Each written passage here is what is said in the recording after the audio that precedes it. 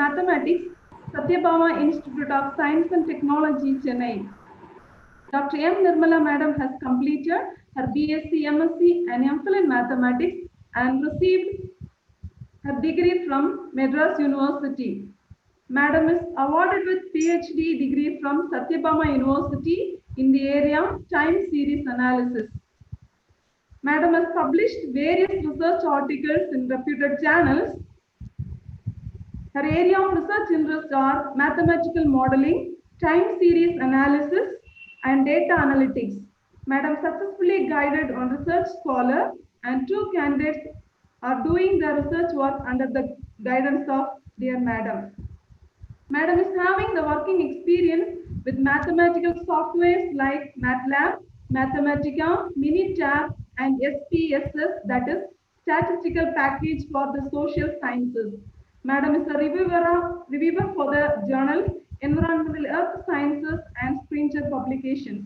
She has delivered YouTube video lectures too. Madam is having 21 years of teaching experience in engineering colleges. Currently, Madam is working as the Associate Professor and Head of the Department of Mathematics, Sathyabama Institute of Science and Technology, Chennai. Today, Madam is going to deliver a lecture on the topic time series analysis. We are so happy to have you here in our faculty development program as a resource person, dear Madam. With prayers, we are handovering the next session to you, dear Madam. All the best, ma'am. Thank you. Good evening to all. Am I audible? Yes, ma'am. Yes. Okay. First of all, I wish to thank the management of Stella Meris College of Engineering, the principal, Dr.R.Suresh Kumar, the coordinator, Mrs. A.L. Merlin Sheila, for inviting me to deliver a talk in this FDP, role of mathematics in engineering disciplines. First, I would like to introduce myself. I'm Dr. M.NIRMALA, working as an Associate Professor in Sathyabama Institute of Science and Technology in the Department of Mathematics. My research field is time series analysis, and I have awarded PhD degree in 2014. And from that day onwards, I've been working in this field, and I have guided three of my research scholars are under my guidance, and one have got the doctorate during the last month, and 2 are working still with me the same field, time series analysis. So in today's topic, I want to give a lecture on forecasting and superposed epoch analysis of time series analysis. So first, I wish to give you some basic definitions before entering into the main theme of the session, forecasting and superposed epoch analysis. So for that, I need to introduce what is time series analysis, etc. So first we'll see one by one. First, we'll see the introduction part.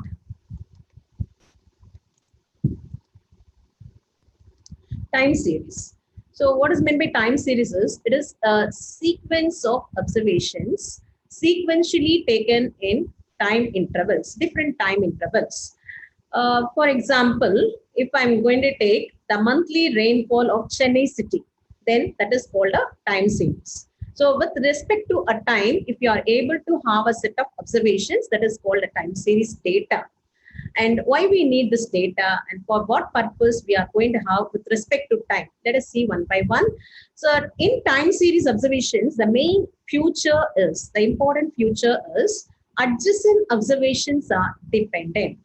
So when I consider the rainfall, annual rainfall of Chennai, the last year rainfall and this year rainfall will be somewhat related. So we are using this fact only for doing the forecasting of rainfall also. So in that case, the dependency of the observations gives us an important fact that the analysis of time series using this dependency varies as the time series data varies. So every time series data won't have the same dependency. It varies as the nature of the data set. So based on this nature only, we are going to do the basic analysis and then some advanced techniques for doing modeling, forecasting, etc. of the data set. And for what sake we are using this time series is it has vast applications in economics, engineering, science, life sciences, geophysics, meteorology, etc. It goes on. So the applications is vast, and hence, since because of the requirement, we are going to have a number of in our literature survey, the time series models. So first we have seen time series, then time series analysis. So under this analysis, we are going to see the techniques which we need for doing further work, that is with the time series data, the modeling, forecasting, etc. So with that, we are going to see forecasting. Forecasting means an attempt we make to understand the future based on the past and the present values. So you have heard about the term forecasting as well as prediction.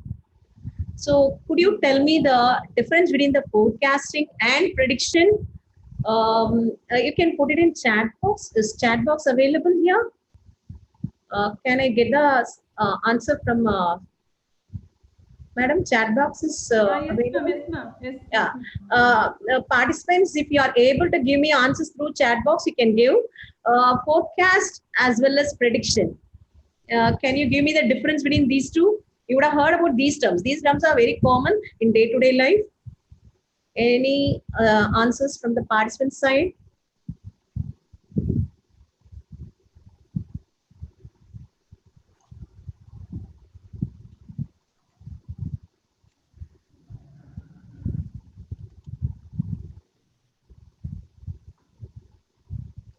Okay, I'm not getting any answers from the participant side.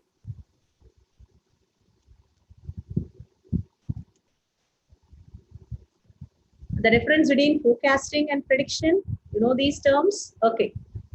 I think I can proceed.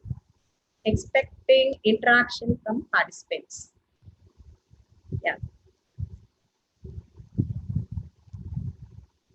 Prediction means estimating something. Then what is forecasting? It is also estimating. Forecast is about weather. Okay, very nice.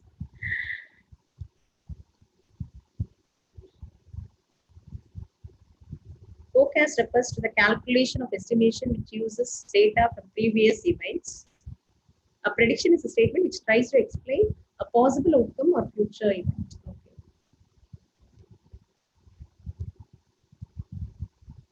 Right. Okay, I think I can go ahead.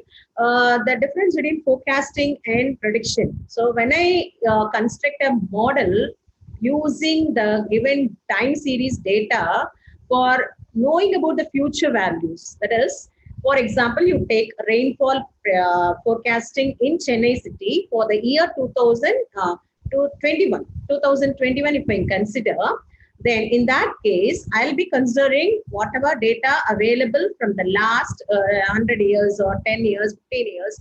This data I'll take and I'll work out. So the value which I need is 2021. So that is called forecast.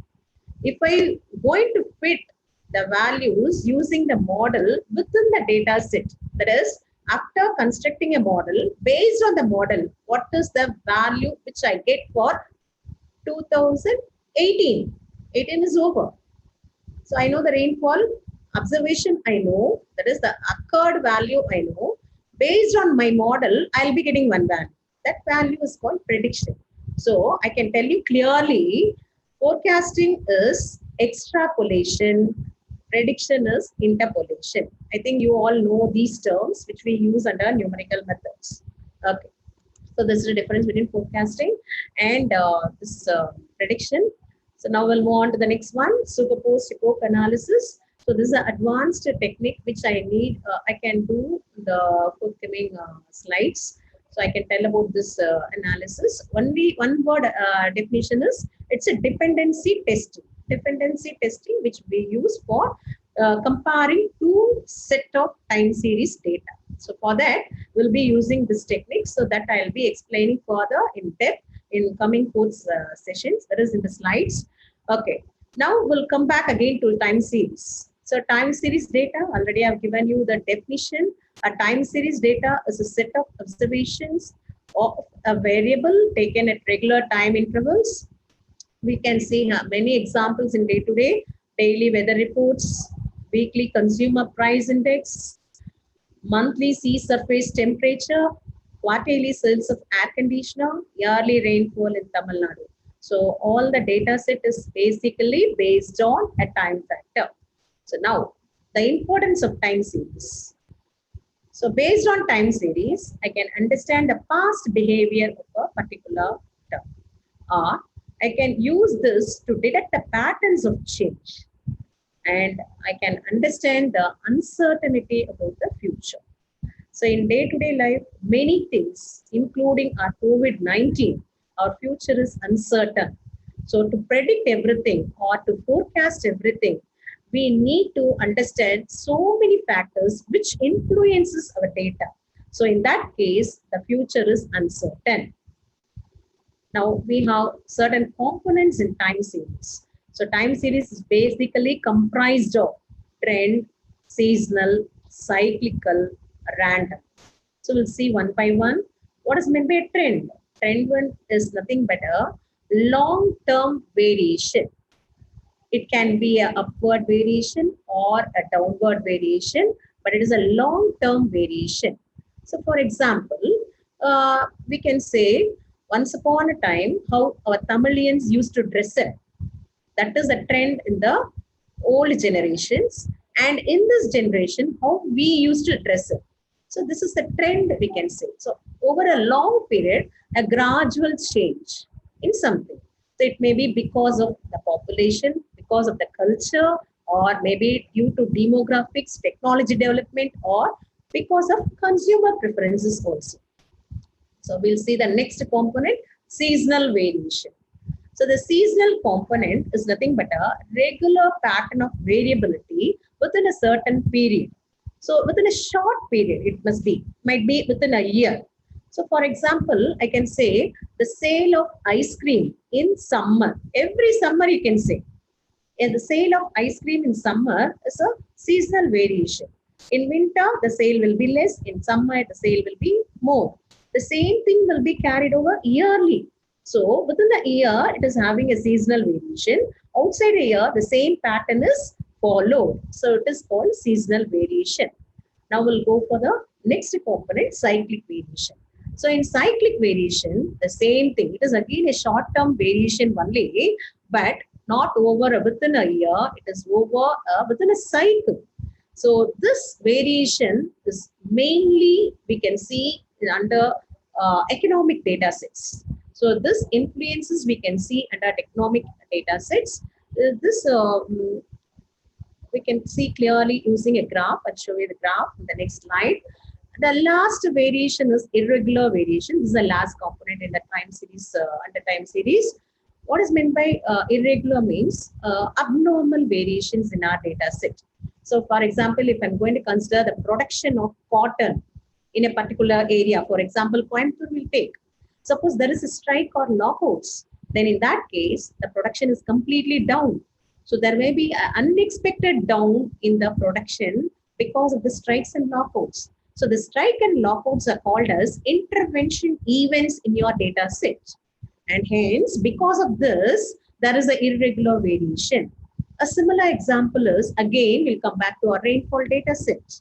There may be many years after a huge flood. We don't never forget 2015 Chennai flood. Everyone remember. So 2015 Chennai flood is a irregular factor in our rainfall data set of Chennai city when I consider annual rainfall. So these are called intervention events, and this influences your time series data. Then I'm comprising everything as a single flow chart. You can see here components of time series are basically divided into three cases. One is long-term movement, the other one is short-term movement, the third one is irregular movement. In long-term movement, we can see the trend. Under short-term movement, we can see seasonal and cyclic. Under irregular movement, we can see our irregular or random movement. So now we'll move on to a graph which give you a visualization of these components. You can easily understand a graph rather than a theory. That's all. Always visualization is better. Here you can see the first graph, the topmost, how a trend is plotted with the irregular variation in the trend. Now you see the second graph, a cyclical variation is shown there. So a cyclical variation is there, but only in that particular year. Now you see the third graph, you are able to see a seasonal variation, but it is year-wise. That's why I've shown you 3 years. In every year, the same variation is shown there. That's why it's called seasonal variation. So the overall components of time series data is predicted in this graph. So now we'll move on to the main concept of this topic, forecasting. So already I've given you the definition. Forecasting is defined as an attempt to approximate our future events. How we are going to do this? Based on the past and the present events. Okay, now how many types we have is 2 types. One is called quantitative, the other one is called qualitative. Again, I'm asking a question. Any participant can give me the difference between the qualitative and quantitative. I'll give you 1 minute for giving me the answer. Can you tell me the difference between the qualitative and quantitative forecasting?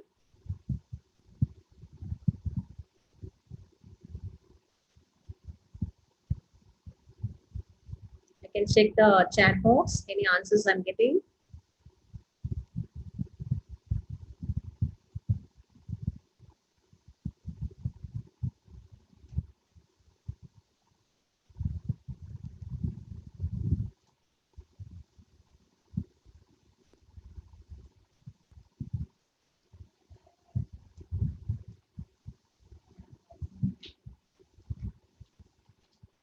Quality standard is qualitative is not measurable, whereas quantitative we can give a numeric value. Exactly correct, Swati madam.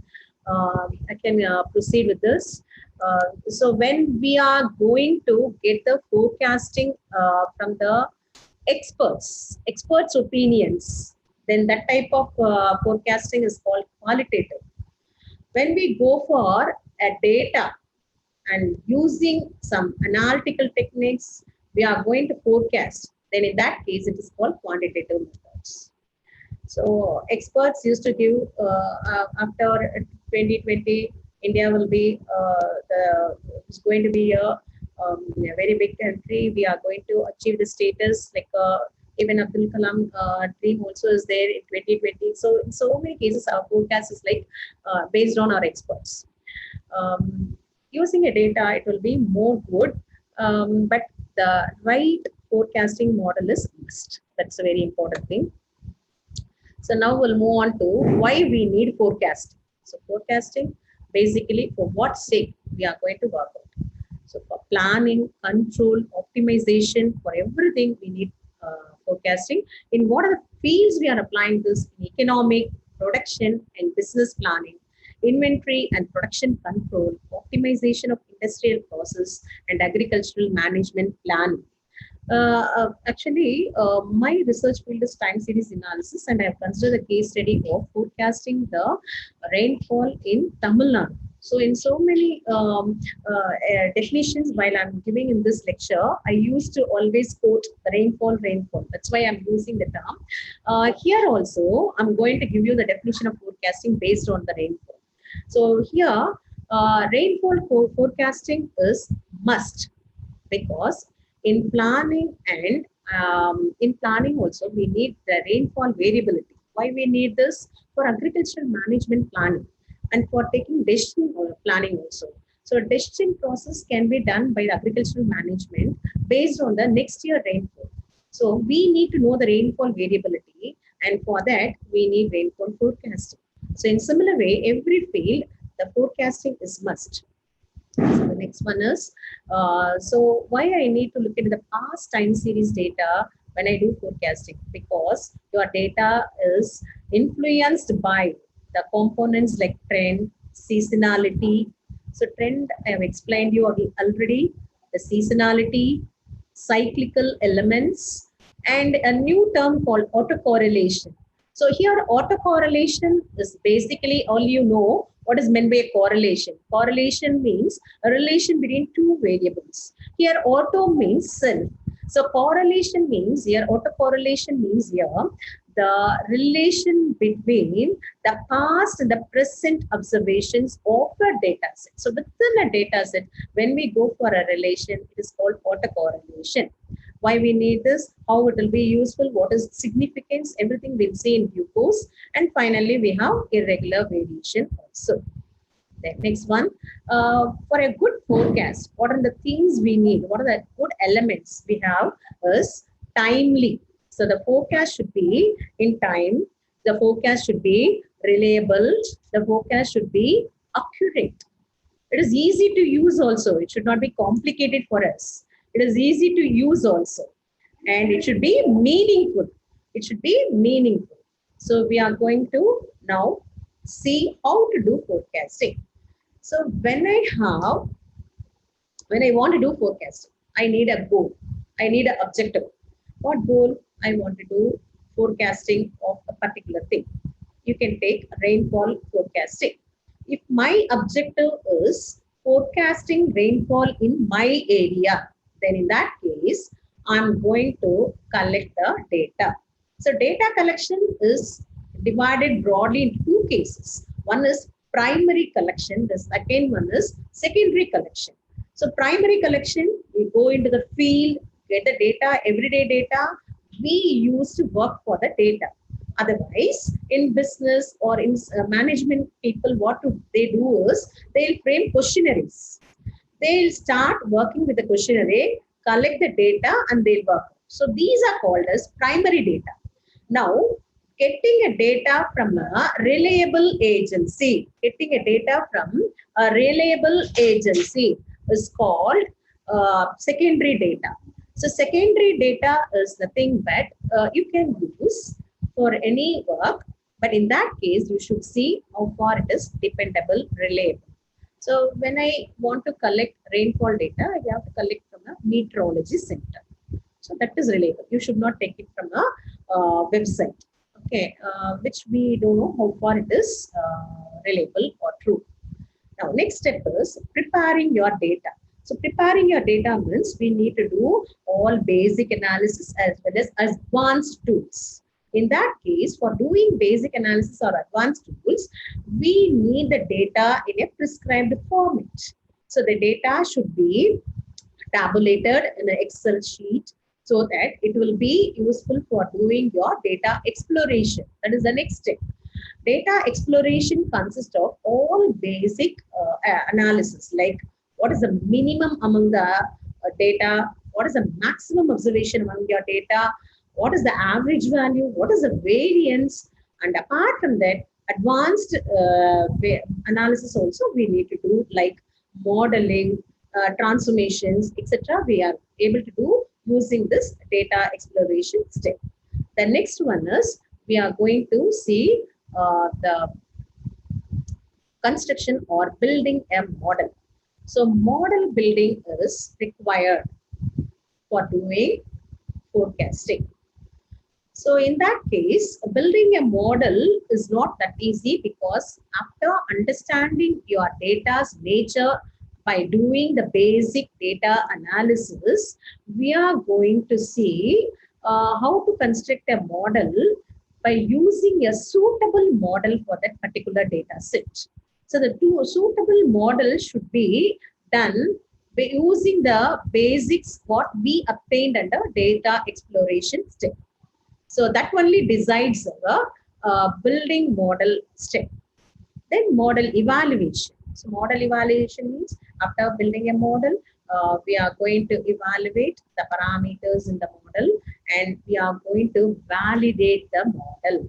So validation is a very important step, because we can construct a model as we wish using any method, any model. But how far it is reliable, how far the accuracy we get using the model, as well as the extent of the model's consistency, that also we have to see. The consistency of the model is very important. So all these things we can do in the validation step. So everything we are going to see in detail. So I'll be explaining what are the measures or what are the methods we are using for all these steps. And finally, once we decide the model is perfect, whatever I have constructed, then I'll do forecasting of the taken data set. That is, whatever data set I have collected, I'm able to do the forecasting. So these are the different steps we are having under forecasting of a data set. So these are steps involved. So how I'm going to do, when I'm going to decide that I'm going to use a statistical modeling for forecasting, then in that case, for doing any analysis, we need a long-term data set. That's why I have given you the term historical data. So the data set, if we have very less in number, then in that case, your model accuracy won't be good. So to get more accurate performance of your model, your time series must be long enough. So in that case, historical data you need to take. Then after collecting the data set, divide the data set into two. One is called the initial data, the other one is called a test data or evaluation data. So you take either 75% or 80% of your data set as an initial set, and the remaining 20 or 25% set of your data set as an evaluation set. So based on the initial set, you do all the basic analysis, advanced analysis, then construct a model. Afterwards, you validate your model using the test set. So in that case, your observed data and your value which you obtain from your forecasting model, if both are having no significant error, that is the error is least bothered, then in that case, my model performed better for the data set which I have chosen. So I'm going to develop the models for the initial set. Then for the second set, I'm going to do the evaluation. Then finally, after finding the, if I'm able to find different types of models, many models if I'm going to construct, I can compare them also using the error measures. So this is the steps involved in doing the forecasting. Then next, here the forecasting models are broadly divided in day-to-day literature survey. If you see, broadly divided into two cases. One is called conventional model. The other one is called computational model.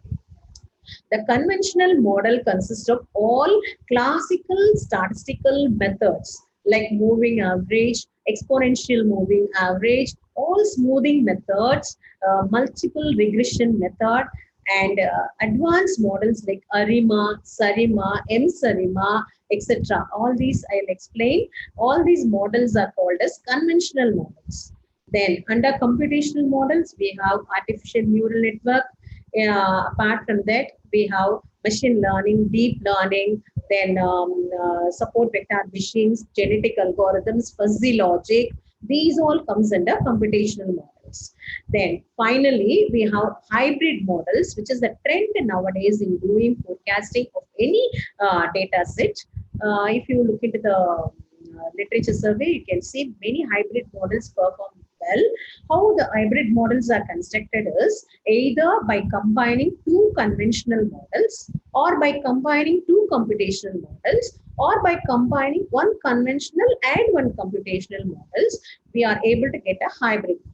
So we can compare all these models for a particular data set and we can check which performs better. So for each data, the model's performance varies. I can't say since in one particular data set, ARIMA model works better means same thing won't be happening in next data set because of the nature of the data set. So for each data set, everything, we can't generalize the result of a common things. That is like hybrid models perform well for always this type of data. Thus, I can't generalize. Okay, next one, whatever I have given you orally that I have here listed out traditional statistical methods which which are moving average method, regression analysis, Box-Jenkins ARIMA model. So Box-Jenkins are the mathematicians who derived the ARIMA model. ARIMA model expansion is auto-regressive integrated moving average model. So ARIMA we'll see in the due course. Then computational models are artificial neural network, genetic algorithm, fuzzy logic, and hybrid models finally. Okay, now we'll come to the first method of forecasting, which is nothing but moving average method. So in moving average method, what it's actually is, it's a very basic pre-processing technique. It's a very simplest technique which we use in any time series data, which is useful for doing forecasting also. And here, what we are doing actually is we are smoothing the data. What is the meaning for smoothing? When I see a data set with most of the components like irregular variations are there, fluctuations are there, outliers are there. Outliers means irregular variations. So all these are there means then I can smoothen the data so that all the observations of the data set comes under a certain limit, certain upper and lower limit, so that the further analysis of the data set will be not so much complicated. It will be somewhat better when compared to the original data set. So how we are doing under moving average method is, I'm taking the average of the k neighboring data points. So suppose I'm having 10 observations of a given data set. If I'm going to consider a moving average method here of order 3, the meaning for 3 order means, or length means, here k is the thing, the order or length. Here what it stands for, I'm going to consider the average of 3 observations at a time. So first I'm taking the observation T1, T2, T3. Then I'll consider its mean value or the average. Now that is the new first entry of the observation. Then consider T2, T3, T4. Find its average. That is the next observation of the new set of data. That is T2 for the new set of observations. Then go for in the way, similar way. Suppose you take your k is equal to 5, order 5. Then you take the average of T1, T2, T3, T4, T5, and that will be the first observation of your new entry. Then consider T2, T3, T4, T5, T6. Leaving the first, adding the latest.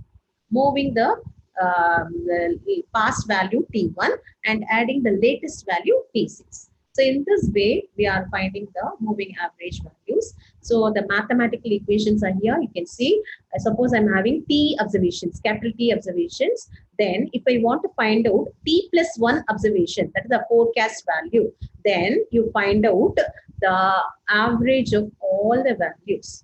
That is here, the order is capital T. That is k is equal to T. Then the next one is FT plus 2. FT plus 2 means the second forecasting value. This I can identify by leaving x1 and adding xt plus 1. Where I got xt plus 1? That is a forecasted value ft plus 1. So I can combine both together and I'm having the equation. Okay. So in this way, we can work out for moving average method. And example I have given here one.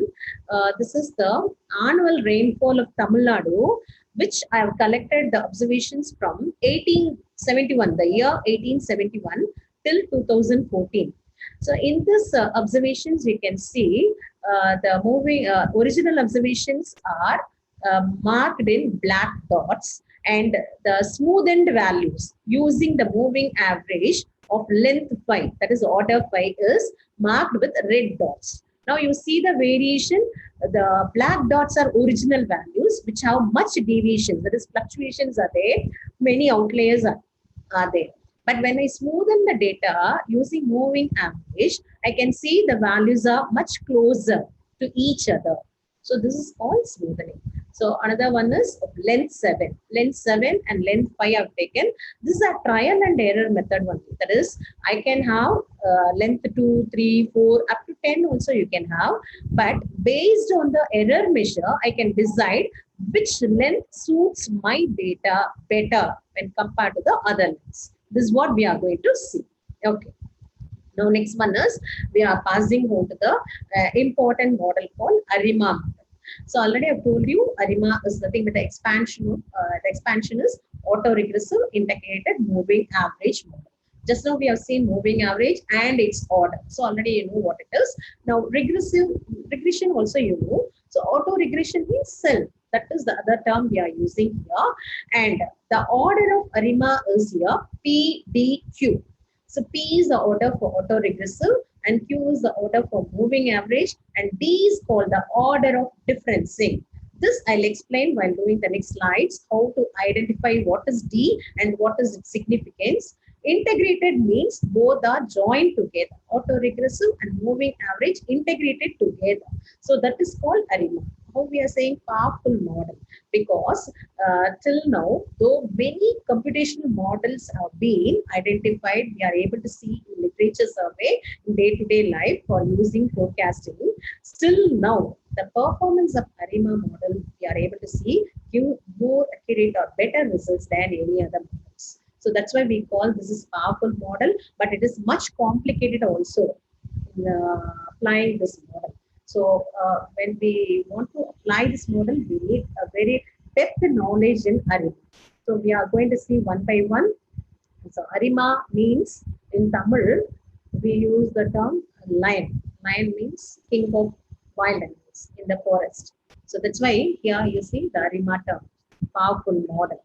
So, okay, whatever I said, ARIMA model is nothing but the integration of autoregressive and a moving average model. So it is derived by the mathematicians Box and Jenkins. So it is named after them, Box and Jenkins ARIMA model. So basically, I can't apply ARIMA model as I wish for any data set like moving average method. So I need to check certain qualities the data set should have. So what are they? Certain criteria must be satisfied by the data set. Then only we can apply ARIMA model construction. So in that case, we are going to see the basic criteria which are required by a data set to be satisfied for fitting a ARIMA model for the data set. They are nothing but the data set should be, first of all, follow a normal distribution. Second one, it should be stationary. Third one, it should have, if it is having seasonality, you can de-seasonalize it and you can apply ARIMA model. Or if you want to include the seasonality also, then you can include its influence and you can construct a new model called seasonal ARIMA, which we call in short form as SARIMA, S-A-R-I-M-A. So it is called SARIMA. So we'll see one by one. Normality. So normality means always a data set should be follow a normal distribution. So that we used to see in statistics, but generally in real life for any real-time observations, it is not possible to have a normal distribution. Always the data won't obey the normal distribution. Won't follow actually. In that case, I need to make it as normal first. So first I need to check whether it is a following normal distribution or not. If it follows normal distribution, well and good, no problem. But how to do that? We have so many tests available, and one such test is called Anderson-Darling test. Okay. Now, to test whether a data set is normal or not, we are going to have a hypothesis testing called Anderson-Darling test, which we have here. What is the hypothesis here is the given set of observations is always normal. There is a null hypothesis I'm going to assume in this test, and I'm going to do the test. So, for example, I have taken the annual rainfall of Tamil Nadu from 1871 to 2014, and here I am able to get the test done, and I am able to get the Anderson-Darling statistic value and the p value. So, you all know the p value, if it is greater than 0.01 or 0.05, whatever level you need, 1% or 5%, whatever level you need, then in that case, here at 5% level, since your p-value is greater than 0.05, we accept our null hypothesis. That is, the Anderson-Darling test null hypothesis is the data set is normal. So here the annual rainfall is normal. Suppose if I'm not getting normality, then what is the next step? My data set is not normal means then I have to make it normal. Then only I am able to apply ARIMA. In that case, I'm going to make it normal by doing some transformations. Always this is happening in our mathematics. So what type of transformations I can do? I can do very basic transformation like logarithmic transformations, either base 10 or natural logarithmic, or even taking square roots. Or we can go for advanced transformations like Johnson transformation, which are available. So all these transformations will make your data set to be normal. After doing the transformation, for the transformed data set, you have to do again the normality test and you have to check. If it satisfies one day, you have to go for the next step. What is the next step? I want stationarity of your data set. What is the meaning for stationarity? Stationarity means no growth or no decline. So whatever we have seen under our trend, you see, no growth or no decline. That means your mean and variance. Mathematically, I'm giving you a definition for stationarity. The mean and variance of your data set remains constant, though there may be any fluctuations in your data set. That is, they are independent of the fluctuations. That stationarity we need compulsorily for applying the time series data. So when I want to check for stationarity, it is enough to use our time series plot. Or you can, if your data set is stationary, you can proceed further. If it is not stationary, then you are going to do differencing. Here comes the word differencing. So differencing, you all know commonly, second observation minus first observation. This is having many orders, first order, second order, third order, etc. So after doing first order differencing, if I do again stationarity checking, if it is stationary, I can proceed further. Otherwise, again, I have to do differencing. So this decides the order, that is the value D in our ARIMA model. Okay. The next step is, you can see the graphical view of stationary and non-stationary data set. How stationary is and how non-stationary is. Okay. So if it is non-stationary, whatever I told you, I've given in this slide, we are going to do differencing until the data set becomes stationary. Okay. So now the next step for construction is, once my data set is satisfying normality, if it is stationary, I can go for ARIMA model construction. If my data set is not seasonal, non-seasonal, then it is ARIMA. If my data set is seasonal, having some seasonality, then in that case, we are going to construct ARIMA model construction. Okay. So for construction, what is the meaning for construction? I want the order PDQ. So to find out the PDQ, we are going to have some certain plots, graphs, which are called as time series plot, autocorrelation function plot, partial autocorrelation function plot. So what is meant by a time series plot? So the first and foremost step in doing any time series analysis is plotting the observations against time. So through this plot, I can find out the important features of the data set. What are they? They are nothing but the trend, stationarity, also the outliers, discontinuities of the data set.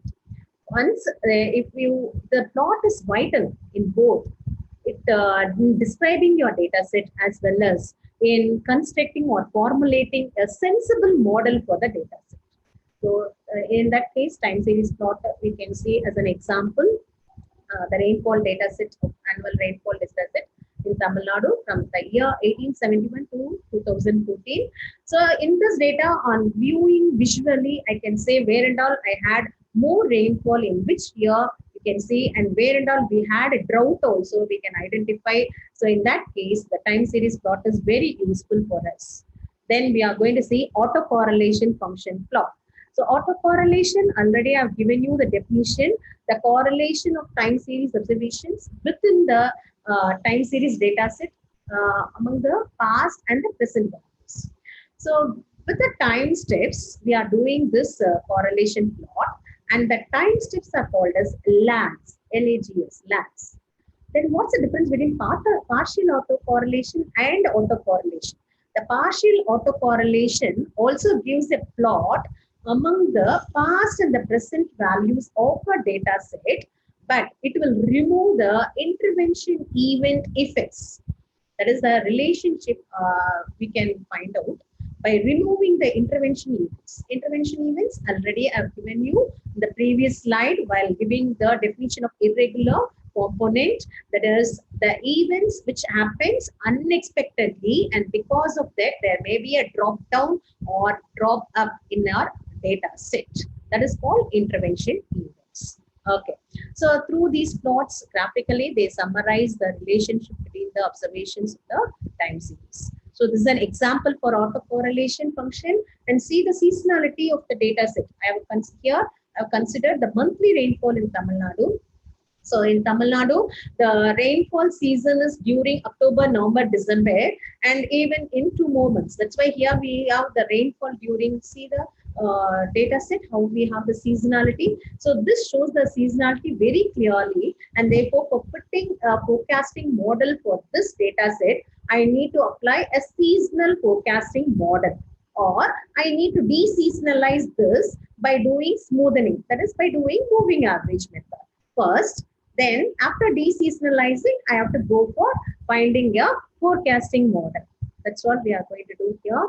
So I have plotted the monthly rainfall of and Tamil Nadu rainfall from the year 1871 till 2014 here. You can see the rainfall time series plot. It's only example I'm giving here. These are the ACF and PCF plots of time series. That is the annual rainfall of Tamil Nadu state. And the next step is, first we have satisfied all the criteria.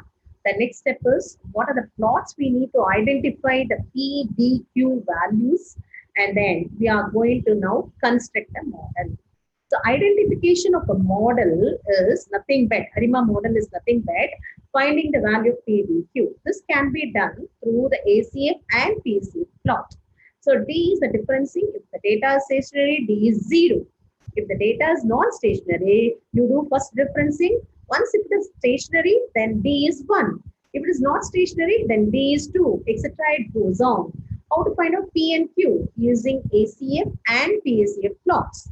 So where the values are peaked up or tailed up, then that values you have to consider as P values. But that will be only a tentative values. So how to identify the correct value? That we can do only through error measures. So what I'll do is, based on the ACF and PACF plots, I'll identify certain values for P and Q. D is fixed. Then based on the P and Q, we are going to calculate the parameter values, and based on that, we are going to do the diagnostic checking.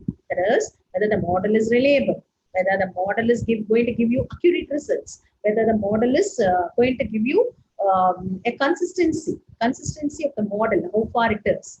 That and all we can do under diagnostic checking. Afterwards, finally, we are going to do forecasting. Okay, in that case, we are going to find out this. Okay, now for forecasting, before forecasting, what we are going to do? Diagnostic check. So how we are going to do diagnostic check? For checking the diagnostic, we need a metric.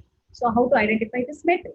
So when we have a different number of models for forecasting, how to identify which model will give me better performance among the available models for the particular data set? In that case, we are going to consider a value called performance evaluation criteria. So what this will do is, it will give you the better model. That is a model with more accurate results and a model with more consistency that we can identify through this performance evaluation criteria, or in other words, error measures. So what are the error measures is, error measures generally in quantitative forecasting, we are using mean percentage, mean absolute percentage error, which is called in short form MAPE. So when I do forecasting, the error is there between, that is, what is the error? Between the difference between the actual and the forecasted value, which we call it as a residual also. So based on the residues, if we plot ACF and PACF also, I can identify a better model. That is visual. But how to do with the calculation mathematically is through the error measures. So the error measures generally, many are available in literature survey. You can use any error measures, but the common error measure which we use in quantitative forecasting is mean absolute percentage error as it fits the overall relative error. As it fits the overall relative error. The map that is, it is given by percentage since it is multiplied by 100. How we are calculating it is the absolute value of EI. What is EI? The difference between the observed and the expected. That is the predicted values. That is the forecasted values divided by observed. So it's summation by the number of observations into 100. A similar measure is root mean square measure, which we use in the RMSE, as well as many other methods are also available, measures also available. Okay, how to do all these things, how I'm going to work out. So certain things I can do maximum with the Excel sheet itself, but for certain things, advanced techniques like transformations, like forecasting using moving average, or by ARIMA, we need certain statistical tools or softwares. The statistical tool is your SPSS, that is a statistical package for social sciences, SAS, and for SAS, it's not a ready-based software. You need to write programs, but SPSS, Minitab, both are ready-based softwares. When I give the data, I'm able to get the results, but you need to know how to read the results. That is there. Then we can do certain type of statistical techniques using MATLAB also. So in MATLAB also certain facilities are available. It's only limited one, but in SPSS it's mainly only for statistics. Minitab and SPSS. That in Minitab is available for a free trial were also in website. You can even download and you can work out for 21 days trial also available. You can see that. And these softwares are useful for getting the graphs also.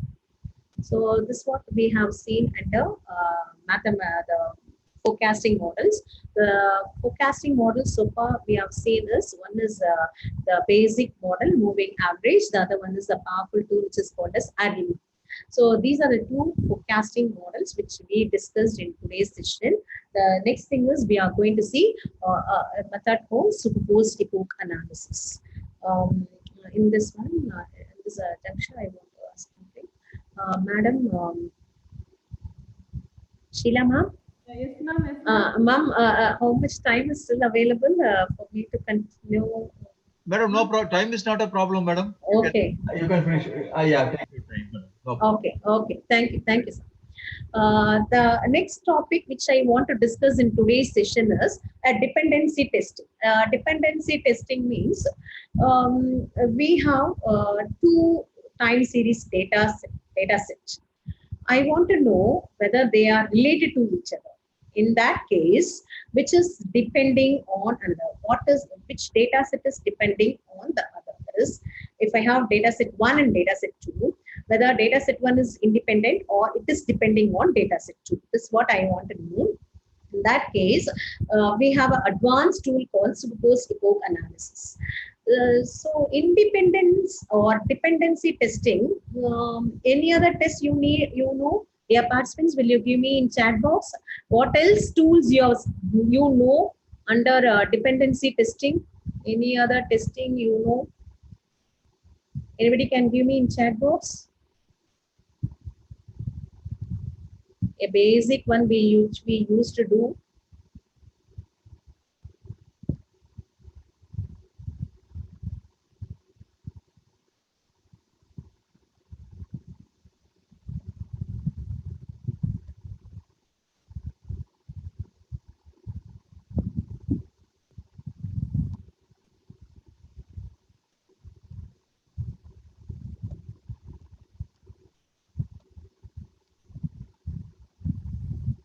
Now given correlation, yeah, we are using correlation. Very good. Then anything else you remember?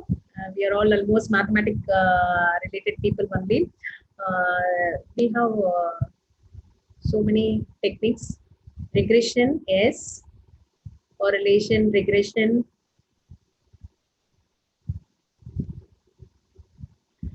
When I have a set of observations to identify the dependency of the variable changes by change in other variable. Variable changes by change. Okay. That's what called as dependency. That's correct, Swati madam. what are the tool available to identify this change? That's what my question is. You can say when we have a data set and a fitted values, we used to do chi-square testing also for testing the dependency. Chi-square testing. That is hypothesis testing. Yes, yeah, Carl Pearson testing also, correct. So I can proceed from this onwards. We have superposed epoch analysis is similar to our chi-square test because it comes under hypothesis testing. So hypothesis testing, what is our null hypothesis always? Both are independent of each other. That we are going to work. Is that right? So in the same way, we are going to have here superposed epoch analysis also. It's actually basically a hypothesis testing, but it's advanced too. We have studied t-test, f-test, and chi-square test. In similar way, we have a advanced tool and a hypothesis testing. In this one, my null hypothesis always, and there is no association between the two observations, two different set of observations. The data sets should be different data sets. Okay. In that case, my null hypothesis is always no association. Then we call one set as key events, the other one as key responses. Key events will be independent data set. Key responses will be dependent. If the null hypothesis is rejected, if it is accepted, there is no association. If it is once rejected, there is an association. How to identify which one is independent, which one is independent? Dependent is the key events are called as independent and key responses are called as dependent. So when we have this superposed epoch analysis actually first derived by the mathematicians, actually statisticians, Prager and Honig. They derived this technique in the year 1992. It's a very powerful comparing tool for comparing two long time series data again. So whenever we do any statistical techniques, I use the term long time series data. So here also the same thing they have. How originally they applied this technique, for what sake? They want to know during the high current in the sea tides, the fishing, how the particular kind of fish, how they are able to do fishing. That's what they want to know. So if the high currents are there in the sea tides, then during that time, they are able to get more fishes of the particular kind. So that they have done during the year 1992 using this tool. And from that time onwards, this tool is applied for many things. And in India, what they have done is interesting work has been done by Rajivan M. et al. You know Rajivan, if you know anybody is working under meteorology, he is the head of the All India Meteorological Center, and there they have done the relationship between sea surface temperature over the Pacific Ocean and the All India summer monsoon rainfall. They did this analysis using very simple correlation. They did this analysis in the paper using simple correlation. So after using this as a basis, I wanted to know how our Tamil Nadu rainfall is affected because of this sea surface temperature over the Pacific Ocean. Using this tool, that is superposed epoch analysis, first I wanted to know the Tamil Nadu rainfall is depending on the sea surface temperature over the Pacific Ocean. So this I did using superposed epoch analysis, and here I have given you my work one day. See, the general null hypothesis is there is no association between the key events and the key responses. And based on this, I'm using the term C for superposed epoch analysis. So C technique is applied. So here, nowadays, many common people also used to know the technical term El Nino. El Nino is nothing but a high sea surface temperature. Sea surface temperature is generally normal. When it crosses a certain level, we call it as high sea surface temperature, and it is termed as El Nino. El Nino is the current which passes during a particular period of time.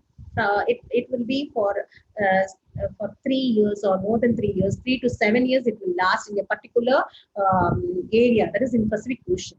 And this because of this El Nino, the rainfall will be affected in the nearby areas. So especially in India as well as in Tamil Nadu rainfall, the influence of this El Nino is more. That's what I have done here. How the El Nino events affected our annual rainfall in Tamil Nadu. When there is a drought in Tamil Nadu, then that time you can see there is a El Nino event in the Pacific Ocean. So this dependency we have seen, and that I have done through SUPERPOSED analysis. So I have taken the dependency as Tamil Nadu annual rainfall, that is the key responses, and El Nino events as key events. Okay. So here, always there is a statistic value. This is actually a hypothesis testing. So there must be a statistic value. The SUPERPOSED epoch analysis statistic is denoted by W, which is given by D bar into NB power half, that is root of, divided by SW. So all these things, what they are denoted is, NB is the total number of annual rainfall amount available for all background years here. Okay, I'll tell you this by showing you a graph, the case study. Okay, so we'll see the case study, then we'll come back to the definition again. Here, I've taken a case study as El Nino. El Nino is the outcome of strong coupling and interaction between the tropical ocean and the atmosphere, which plays a major role in the development of global climatic system. There exists a complex and interesting interrelationship between the sea surface temperature over the Pacific and Indian Ocean basins, and especially in India summer monsoon. So the southern oscillation is a major system of interannual climate variability, especially in the tropics. So severe droughts in Tamil Nadu has been associated with El Nino events. However, El Nino events have not produced severe droughts. So whenever there is a drought, I can see there is a El Nino event. But the converse, that is the other way, is not the same. Whenever there is an El Nino event, there is no drought. Okay, that's not same. So El Nino is characterized by unusually warm temperature. So when there is unusually cool temperature, that is termed as La Nina. So this El Nino is calculated by the meteorologists in certain areas, that is in Pacific Ocean, Indian Ocean, Atlantic Ocean, everywhere they are calculating, and they are terming it as El Nino 1, 2, 3, 3.4, 4, etc. We are using El Nino 3.4 because it influences our Indian rainfall as well as our Tamil Nadu rainfall. So I'm using here El Nino 3.4. Okay, so now you see I have plotted only the El Nino data set. So I got this data set from 1950 to 2000, okay, till 2010. So I've plotted, and beyond 1, the anomaly values are beyond 1, where it is. You can see during the year 82, then 87, then 97. So beyond the value 1, it crosses 1 is these 3 years, and hence in these 3 years I have taken these as El Nino events or key events. And in these years, very severe it is actually. It lasts for 3 to 7 years in that particular area. Okay. So now we'll come back to this so that you can understand this. So here you see background years. So when I take one key event as the year 82, then I have to consider the preceding 2 years as well as the succeeding 2 years. The preceding 2 years are 1980 and 1981 for the key event 1982, and the succeeding years are 1983 and 1984. So totally I have to take, see here, -2, -1, 1 and 2 are the background years. Okay. So based on this, you calculate what is D bar, SW, and finally W value. So after this is a table I have plotted, and for 82, I have taken all the average values, and 87, the background years, for 97, the background years, and based on this, I have plotted the data set here, and this is the graph of the previous table. The previous table graph is here shown, and from this, what we are doing here. I want to find out, after calculating the W statistic, what is the p-value? How to obtain the p-value here through a simulation method called Monte Carlo simulation method. So through this method, I'm able to get the p-value for this particular W statistic, and that is calculated by using the formula m+1 by n+1, where m is the number of combinations for which W statistic is greater and n is the number of simulations taken to perform this. So here I have taken the n value to be 3700 and I found m to be 181, and hence the p-value is 0.0492, and hence what I have to do, I have to accept a null hypothesis or reject a null hypothesis. That I have to check. So at the level 1%, that is, since our value was greater than 0.01, I accept the null hypothesis at 1% level, and therefore it is independent. If I take 5% level, 0.05, our p-value is less, and therefore I reject our null hypothesis, and therefore it is independent. So dependent. So hence here the Tamil Nadu rainfall totally depends on the El Nino events. This is what my conclusion is here in this particular work. And entire time series analysis reference books I have tabulated here. Some of the basic books, if you want to learn, you can learn Basic Econometrics by Damodar. And if you want to do in depth, because George Box and Jenkins, Rainsel, they have given their original work has been there under time series analysis. It's a basic fundamental you need to learn if you want to work with ARIMA. So I want those who are entering into the research field newly, you can go for a time series analysis. You can work with the ARIMA model, which is the you can even use the most trend methods, the computational methods, and you can consider the hybrid models also. So I have completed my talk today, and thank you very much for all the participants who listened patiently. And if you have any questions, you can just ask me so that I can answer them. Thank you, ma'am, for your valuable and wonderful talk about time series analysis and interesting application of mathematics in engineering discipline. Also, we got more information about the application of mathematics in our day-to-day life as time series analysis. Forecasting software inspired a lot, ma'am. Thank you so much, dear madam, for spending your valuable time with us. Now let us move to the question and answer session. Dear participants, it's your time now. Make the session an effective one by posting your questions in the chat box. If you want to speak to the resource person for clarify your doubts, you can use the hand raise option also.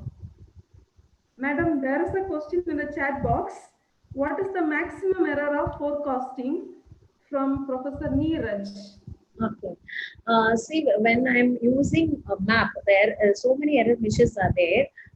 For each error measure, the limit is there. Actually, for a map, we have if it is less than 5, then it is a good forecasting model.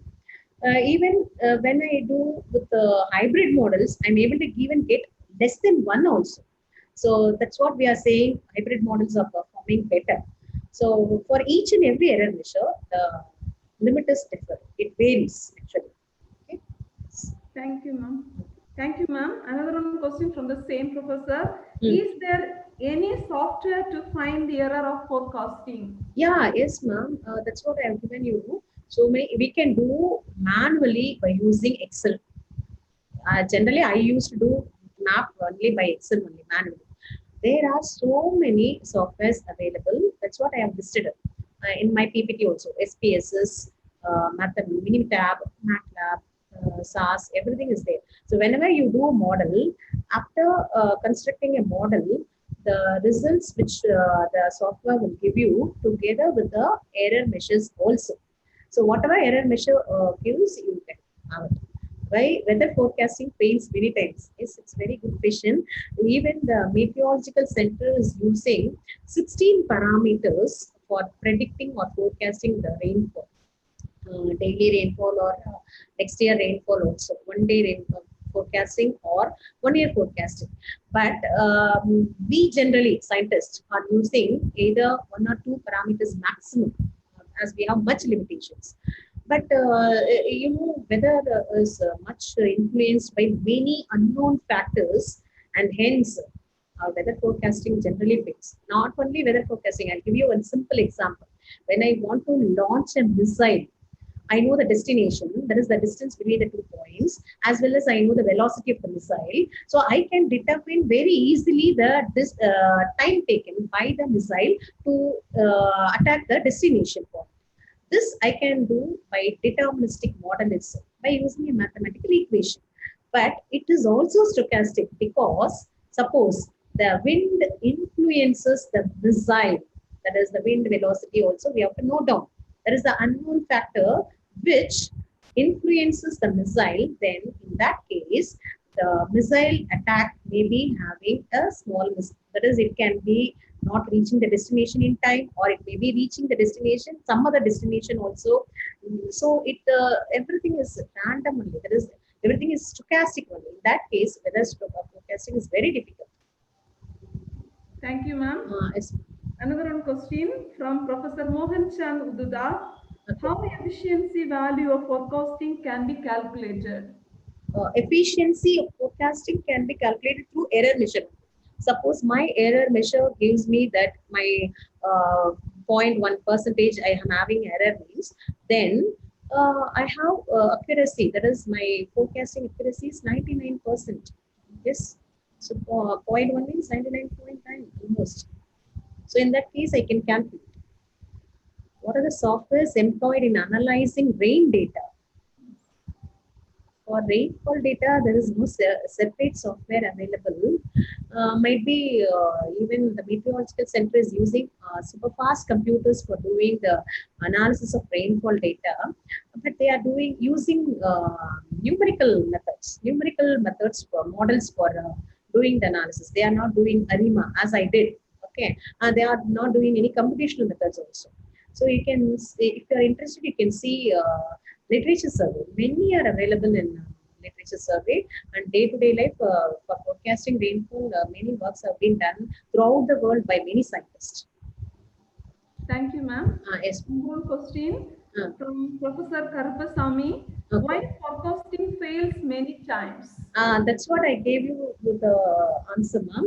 Forecasting can't be accurate in many sense. That's what I gave you an example also just now. Because there are many unknown factors which affects the observations. So that's why we are not able to do the prediction very accurately. Exactly, we can't do. That's all. Okay, ma'am. Another one question from Mohan Katimani, Professor. Using Google Forecast can take rain data. Using Google Forecast can take rain data. Yeah. Okay, using Google, you want to know the forecast of rainfall data, means you can do. That's what we are saying. Even Meteorological Center is giving everyday rainfall forecasting also. Sometimes it fails, many times it is better, but they can't do how much rainfall it gives. That's what very important thing is.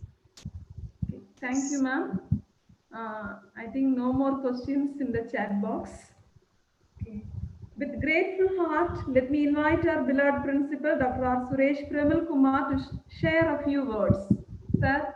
Yeah, thank you, madam. So, madam, it was a very nice presentation, and we have got a lot of thanks from the participants, and also you particularly your explanation was very clear in explaining about the concepts of the time series analysis. I think hope everyone is satisfied by the presentation, and it will be very useful for them to multiply in the future. The experts, the expert lecture, what they have heard from you, madam. So once again, on behalf of Stella Mary's College of Engineering and behalf of all the participants, I wholeheartedly thank you very much, madam, for sharing your time for the third day FDP program, madam. Thank you, one and all, madam. Thank you very much, madam. Thank you, sir. Thank you for giving me an opportunity, sir. I have to thank everyone. Yeah. We expect your continued support in organizing programs for the Department of Mathematics, Stella Mary's College of Engineering. Thank you, sir. Thank you, Thank sir. you very much, madam. Thank you. I thank our Lord Almighty for all His showers of blessing throughout our life. I thank our management, our principal and her authorities for their supports. I thank our beloved resource person, Dr. Nirmala Madam, Associate Professor, Department of Mathematics, Sathyabama Institute of Science and Technology, Chennai. Let me thank all my supporting staff of Stella College of Engineering. From my innermost heart, let me thank all our dear participants from various places of India and even from abroad. Thank you so much, dears. Thank you all for your kind cooperation. Dear participants, the feedback link is shared in the chat box. Kindly fill it carefully in time.